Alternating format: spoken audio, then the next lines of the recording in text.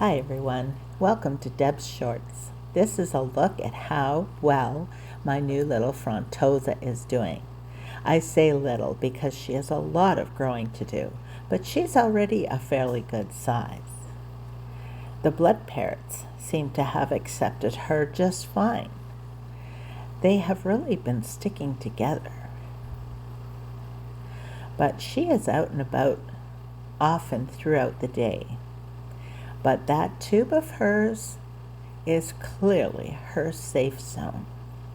Now you can see the few cichlids that I have in this tank.